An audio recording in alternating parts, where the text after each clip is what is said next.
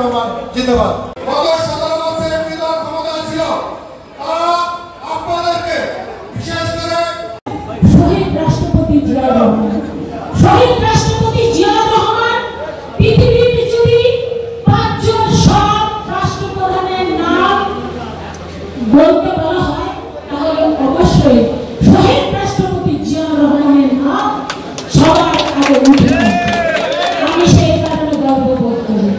আরেকটি হচ্ছে আপসীন নেত্রী দেশনেত্রী বেগম খালেদা জিয়া, তিনি কখনো কোনো অন্যায়ের সাথে আপোষ করেন না। আমি খুব কাছে থেকে 111-এ ম্যাডামের বাসায় যখন মঈনুদ্দিন ফখরুদ্দিন ম্যাডামকে বের হতে দিত না, আমাদের অসংখ্য নেতা কর্মীদেরকে জেলে নিয়েছে কিংবা তাদেরকে নানা রকমের মামলা হামলা দিয়ে তারা যখন বের হতে পারে না, তখন আমার প্রিয় নেত্রী দেশনেত্রী বেগম খালেদা জিয়ার কাছে যাওয়ার সুযোগ হয়েছিল।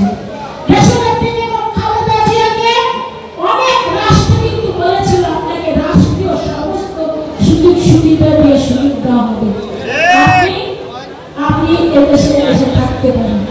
দেশনেত্রী বেগম খালেদা জিয়া দেশ ছেড়ে পালিয়ে যান নাই, তিনি ছেড়ে দিয়েছেন, কিন্তু বাংলাদেশের গণতন্ত্র প্রতিষ্ঠা করবার জন্য তিনি লড়াই করে দিয়েছেন।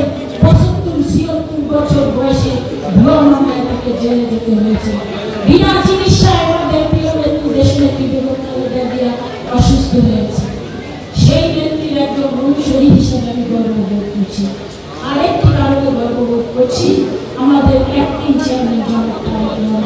হয়তো অনেক অ্যাক্টিং চেয়ারম্যান জনাব তারেক রহমানকে আপনারা 2001 থেকে ভীষণভাবে দেখেছেন, কিন্তু আমরা কিন্তু 91 থেকে আমাদের অ্যাক্টিং চেয়ারম্যান জনাব তারেক রহমানকে আমরা তার সাথে কাজ করার সুযোগ হয়েছে।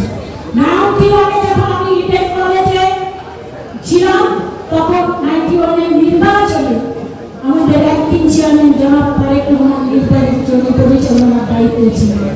আমি ঢাকা শহরের বেশ কয়েকটি জায়গায় আমি আমার ইডেন কলেজের বোনদের নিয়ে আমি নির্বাচনের প্রচারণার কাজ করতাম এবং প্রচারণার কাজ শেষ করে আমরা গুলশানের নির্বাচনী অফিসে আমরা যেতাম। সেখানে অ্যাক্টিং চেয়ারম্যান জনাব তারেক রহমানের সাথে আমরা আমাদের সমস্ত কাজ কিভাবে করেছি না করেছি সেগুলো আমরা বিস্তারিত বর্ণনা করতাম।